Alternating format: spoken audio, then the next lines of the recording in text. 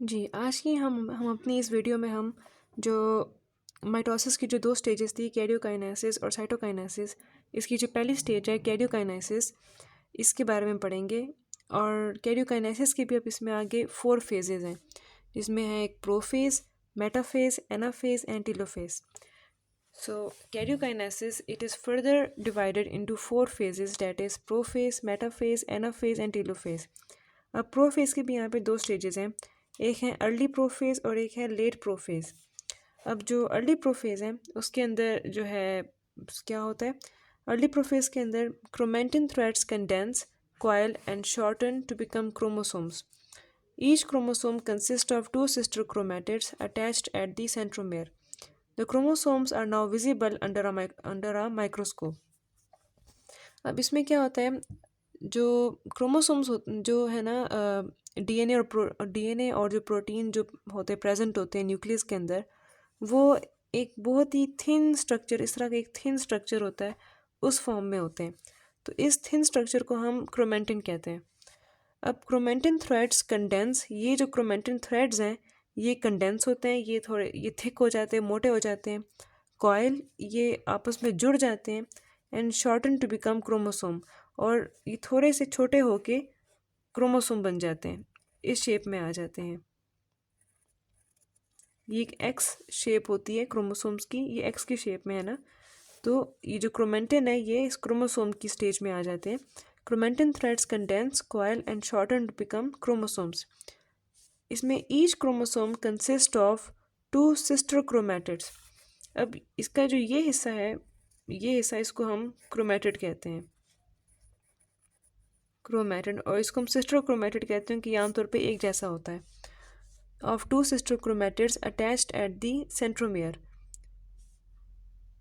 अब the chromosomes are now visible under microscope. अब ये जो क्रोमोसोम्स है ये इतने थिक और कंडेंस हो जाते हैं कि ये माइक्रोस्कोप में इसको देखा जा सकता है।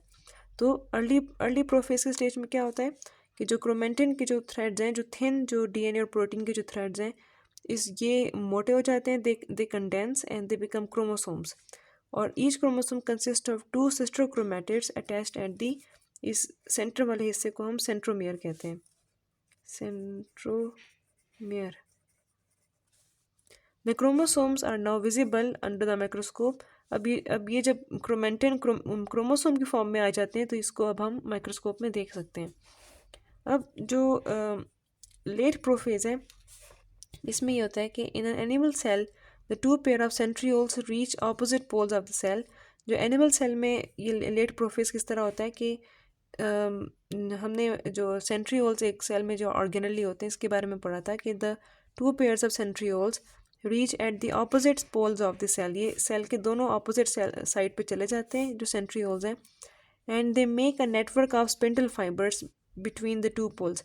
ये वहाँ जाके एक स्पिंडल फाइबर्स का जो नेटवर्क होते हैं, एक जाल बिछा लेते हैं वहाँ पे बिटवीन द 2 पोल्स।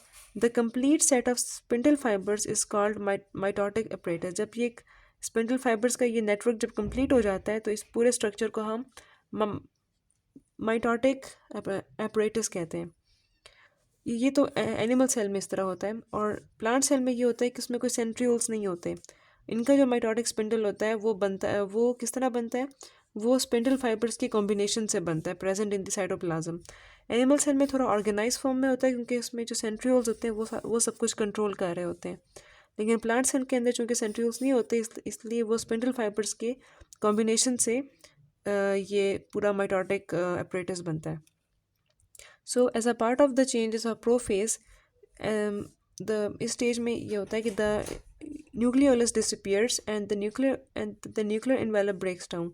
जो as part of the changes of prophase the nucleolus disappears, इसमें जो न्यूक्लियोलस है वो डिसअपियर हो जाता है and the nuclear envelope breaks down. इसमें जो न्यूक्लियर एनवेलप होता है वो भी टूट जाता है। इस तरह देखिए यहाँ पे जो न्यूक्लियर एनवेलप है ये आहिस्ता आहिस्ता टूट रहा है इसके अंदर, और जो इसमें जो न्यूक्लियोलस है वो भी अब ख़त्म हो रहा है इसके अंदर। बाकी और इसमें चेंजेस ये आए हैं कि जो क्रोमेटिन है वो क्रोमोसोम में चेंज हो गया है, और 2 स्पिंडल फाइबर्स यहाँ पे, 2 सेंट्रियोल्स यहाँ पे आ गए, जिसकी वजह से यहाँ पे जो स्पिंडल फाइबर्स का पूरा जाल बिछा लिया गया है जिसको हम माइटोटिक apparatus कहते हैं। और जो न्यूक्लियर एनवेलप है वो भी ख़त्म हो गया, और जो न्यूक्लियोलस है वो भी इसमें डिसअपियर हो गया। इसके बाद जो नेक्स्ट स्टेज में जो इसमें जो चेंजेस आते हैं कैरियोकाइनेसिस में, जो नेक्स्ट स्टेज है उसको हम मेटाफेज कहते हैं। और जो मेटाफेज है उसके बारे में फिर हम अपनी नेक्स्ट वीडियो में फिर हम पढ़ेंगे। तो आज के लिए इतना था। प्रोफेज का पूरा हमने इसमें पढ़ा है। इसमें अर्ली प्रोफेज में क्या होता है और लेट प्रोफेज में क्या होता है, तो ये सारा हमने इसमें कवर कर लिया है। तो इसके बाद जो नेक्स्ट जो स्टेज होगी उसको फिर हम अपनी नेक्स्ट वीडियो में फिर हम पढ़ेंगे।